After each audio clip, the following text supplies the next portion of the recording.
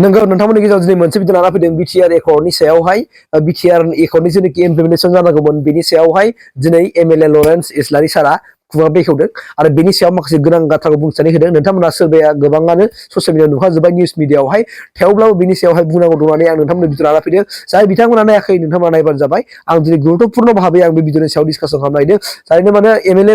Lawrence इस्लारि सारा BTR सुक्तिनि सायावहाय आरो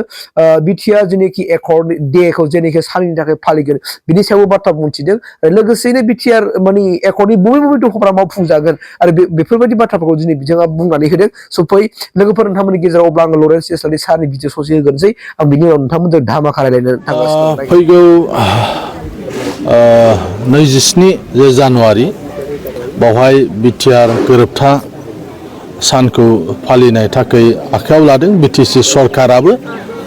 आरो दुलाराय बर' फरायसा आफादाबो बा गुबुन सिगनेटरि आफादफ्राबो हयथ' फालिनो हागौ दा जोंनिफ्राय सरकारनिफ्राय साननै 27 आरो 28 खालि बे साननैनि हाबाफारि लानाय जादों 28 खालि आसामनि मानगोनां गिबि मन्थ्रि बिथाङाबो फैगोन दा जोंनि जे एकर्डनि जे दफाफोर बे दफाफ्रा गोबाङानो मावफुंजाबाय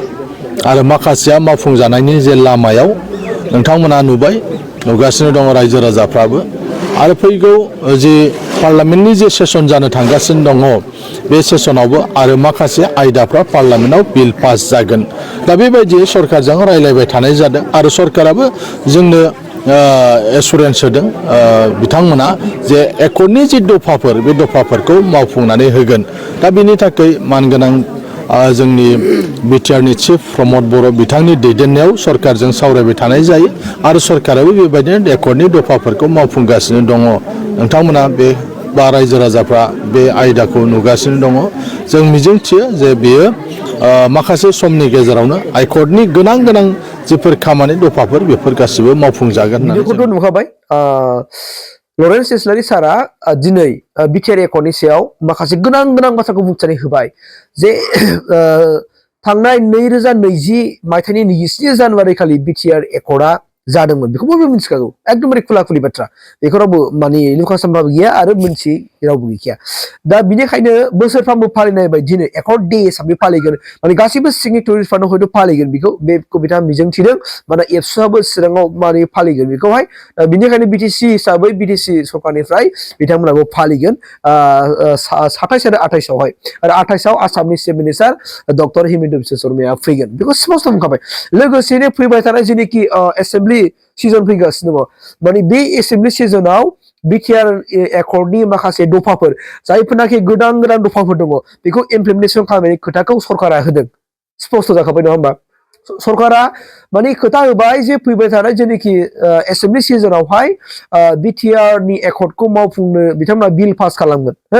बिल पास खालामगोन लोगोनो BTR आव इमप्लिमेन्टेसन जाफैगोन बे जायफोर दफाफ्रा मानोना जोंहा गुरुत्व दिनै दफाफोर दं होननानै बुङोब्ला जोंहा जाबाय NDP-फोरनि केसनि बाथ्रा दङ लोगोसेनो जोंनि BTR हालामनि माखासे जेनाखि स्कुलफोर दं फरायसालिफोर दं बेखौ प्रभिन्सियेलाइज खालामनाय बिनि बाथ्रा दङ बेफोरबायदि दफाफ्रा जों मावफुंजागोन आंहा फोथायनाय दङ आरो BTRनि सिमा माने बारायनाय नङा होमबा बेनिबो जोंहा माने गोनां बाथ्रा दं BTR हालामावहाय जायगा नायै माखासे इन्डास्ट्रिफोर गायसननाय इन्डास्ट्रि जेनाखि गायसननायनि बाथ्रा दंमोन आरो इनस्टिटिउसनफोर गायसननाय बाथ्रा दंमोन बे गासैबो सेन्ट्रेल इनस्टिटिउसनफ्रा एबा फेक्टरि एबा जायफोरनो इन्डास्ट्रिफ्रा जेराव फसंजागोन आरो बैफोर दफाफ्रा नैबे पार्लामेन्टनि जेनाखि एसेम्बलि सिजन फैगासिनो दङ बेनि सिजननि गेजेरजोंहाय बे बिला पास जागोन आरो खालामथारगोन आं बेखौ आसा थिबाय लरेन्स इस्लारि सारानि बुंनायनिफ्राय आं बेखौ मोनदांनो हाबाय गतिके आं मोजां मोनदों आरो आसा खालामदों कि जेनाखि फैबाय थानाय जेनाखि एसेम्बलि सिजनावहाय जेनाखि PTCनि एबा BTRनि जेनाखि एकर्ड आरो बिनि जेनाखि दफाफोर मस्ट इम्परटेन्ट दफाफोर जे जोंनि फरायसालिखौ प्रभिन्सियेलाइज खालामनाय NDP ब्रादार्समोननि जेनाखि बिथांमोननि मा होननानै बुंदों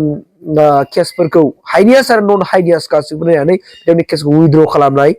आरो बेजों लोगोसे रन्जन दैमारिखौ जेनिफ्राय गनाय बेखौबो थाब खालामनांगौ आरो खालामथारनांगौ बेनिफ्राय आंनिफ्राय